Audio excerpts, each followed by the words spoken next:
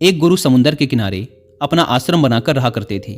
वे रोज शाम को आश्रम के बाहर खड़े होकर समुंदर के ऊपर उड़ने वाले बाजों को बड़े ध्यान से देखा करते थे।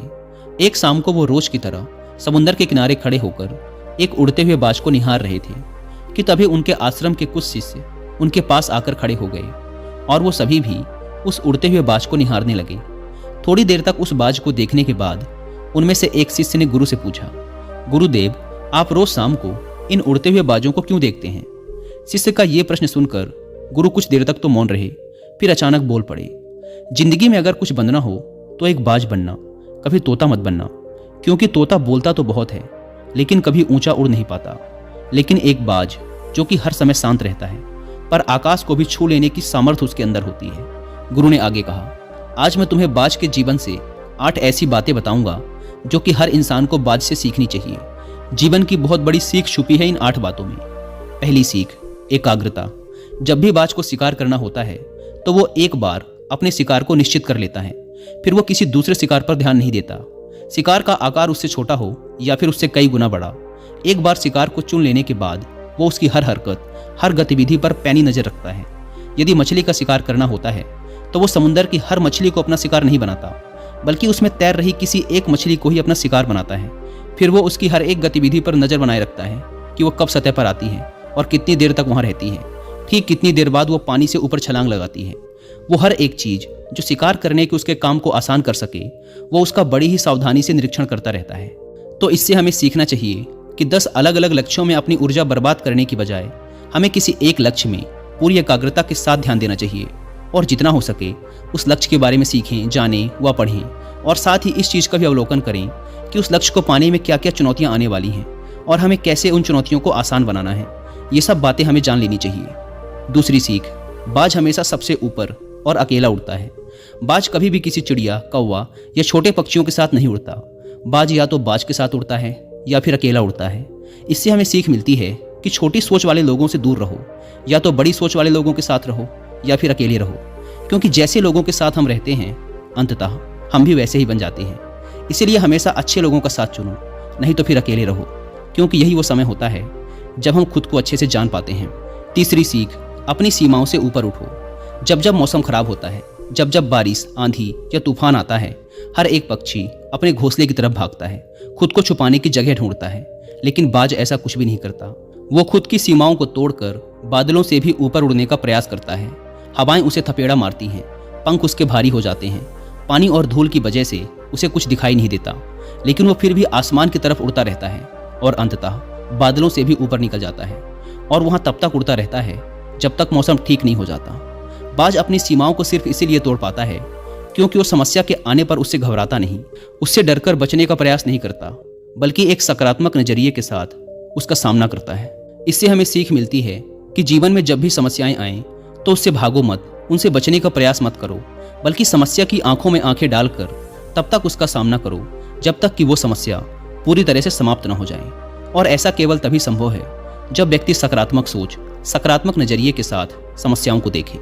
दोस्तों, मैं यहाँ पर एक रेलेवेंट ऑडियो बुक रिकमेंड करना चाहता हूँ जिसका नाम है पॉजिटिव एटीट्यूड से सक्सेस पाने की टेक्निक्स, जो कि आपको मिलेगी कुक एफएम ऐप पर। 3 बातें जो मैंने इस ऑडियो बुक से सीखी हैं। पहली बात, हमारा सकारात्मक दृष्टिकोण स्वाभाविक रूप से हमारे जीवन में सबसे अच्छी और सुंदर चीज़ों को आकर्षित करता है। दूसरी सीख, हमारा नकारात्मक रवैया हमसे वह सब छीन लेता है जो जीवन को जीने लायक बनाता है। और तीसरी सीख, हमारी सफलता, स्वास्थ्य, खुशी और धन इस बात पर निर्भर करता है कि हम अपने मन को कैसा बना के रखते हैं। दोस्तों, ये वाली ऑडियो बुक मेरी सबसे फेवरेट ऑडियो बुक्स में से एक है और मैं आपको स्ट्रांगली सजेस्ट करूंगा कि आप लोग एक बार इस ऑडियो बुक को जरूर सुनें, क्योंकि इसमें सीखने लायक बहुत सी इंपॉर्टेंट बातें हैं। और जिन्हें कुक एफएम के बारे में नहीं पता, यह इंडिया का सबसे बड़ा ऑडियो शो प्लेटफॉर्म है जहां पर आप 10,000 से ज़्यादा ऑडियो शोज को सुन सकते हैं, वो भी 7 इंडियन लैंग्वेजेस में। इस प्लेटफॉर्म का मंथली सब्सक्रिप्शन पड़ता है 99 रुपीज़ का, लेकिन अगर आप यूज़ करते हैं कूपन कोड WI50 तो आपको इसके फर्स्ट मंथ के सब्सक्रिप्शन पर मिलेगा 50% का डिस्काउंट, यानी आपको पड़ेगा 99 की बजाय सिर्फ 49 रुपीज़ का। ऐप को डाउनलोड करने की link description and first comment पर मिल जाएगी। आइए कहानी पर वापस लौटते हैं।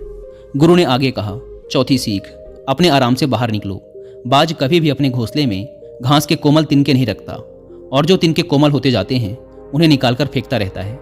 वो ऐसा इसीलिए करता है ताकि उसके अंदर अपने घोंसले से बाहर निकलकर शिकार करने का जुनून चढ़ा रहे और उसके बच्चे आलसी न बने। वो लगातार घोंसले से निकलने के बारे में सोचते रहें, उड़ने का प्रयास करते रहें और जल्द से जल्द अपनी सुरक्षा खुद करना सीखे। इसीलिए वो कोमल घास का एक भी तिनका अपने घोंसले में नहीं रहने देता। लेकिन दूसरी तरफ हम इंसान हैं जो बड़े बड़े लक्ष्य तो हासिल करना चाहते हैं, लेकिन साथ ही अपना आराम भी नहीं छोड़ना चाहते। हम हर दिन पूरी जिद्दोजहद करते हैं अपने घर को, अपने कमरे को, अपने जीवन को और भी आरामदायक चीज़ों से भरने के लिए। हम हर वो काम करते हैं जिससे हमारा जीवन और भी आरामदायक हो सके। हम आराम को बहुत अहमियत देते हैं। तो बाज के जीवन की इस घटना से हमें सीख मिलती है कि अपने आराम को छोड़ो, क्योंकि जहाँ आराम है वहाँ विकास नहीं है। अपने आप को हर दिन थोड़ा मुश्किल समय से गुजरने दो, क्योंकि यही चीज़ हमें मजबूत और जीवन में आगे बढ़ाती है। 5वीं सीख, निडरता। बाज कभी भी अपने शिकार का आकार या उसकी ताकत देखकर घबराता नहीं है और ना ही कभी उसके सामने हार मानता। वह अपनी आखिरी सांस तक उसे टक्कर देता है और उसे अपना शिकार बनाने की कोशिश करता है। इससे सीख मिलती है कि चाहे समस्या कितनी ही बड़ी, कितनी ही विशाल क्यों ना हो, उसके सामने हार मत मानो, उसका सामना करो। दुनिया के सबसे सफल लोग सबसे निडर व्यक्ति भी होते हैं। वो कभी समस्याओं से डरते नहीं, बल्कि डटकर उनका सामना करते हैं। 6ठी सीख, बाज कभी भी मरे हुए शिकार को नहीं खाता, वह हमेशा जिंदा शिकार करता है। इससे हमें सीख मिलती है कि हमें कभी भी अपने बीते हुए कल में नहीं जीना चाहिए। अपनी पुरानी सफलताओं या असफलताओं को अपने मन में लेकर नहीं घूमना चाहिए। हमारा जो अतीत है वो मर चुका है, अब वो कभी लौट कर नहीं आने वाला। इसीलिए अपने उन मरे हुए, सड़े हुए अतीत के विचारों पर ध्यान मत दो और अपनी आने वाली ताजी जिंदगी पर ध्यान लगाओ। अपने अतीत की पुरानी यादों को जो तुम्हें तंग करती हैं, उन्हें वहीं रहने दो जहाँ की वो हैं।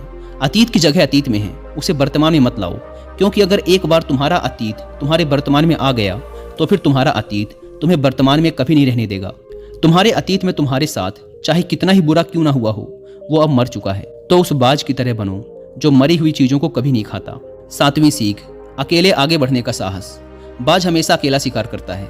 शायद उसे भी पता है कि भीड़ हौसला तो देती है, मगर हमारा साहस छीन लेती है।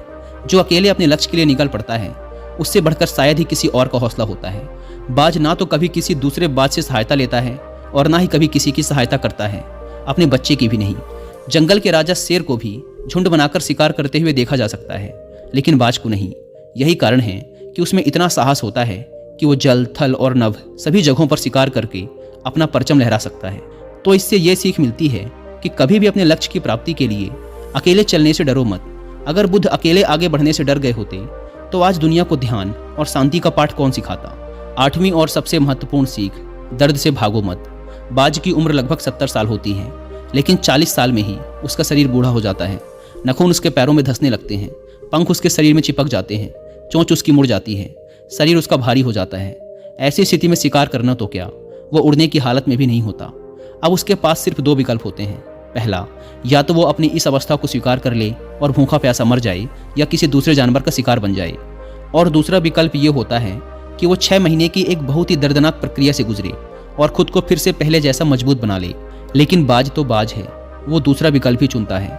इसके लिए वह खुद को एक बहुत ही ऊंचे और सुनसान पहाड़ में ले जाता है, जहां वह पहले अपनी चोंच से अपने सारे पंख खींच खींच कर उखाड़ देता है, फिर चट्टान पर पैर मार मार कर अपने पंजे तोड़ देता है।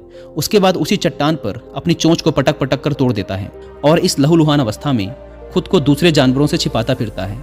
अगले 6 महीने तक वह इसी दर्दनाक अवस्था से गुजरता है और इंतजार करता है नई चोंच, नए पंख और नए पंजे के उगने का।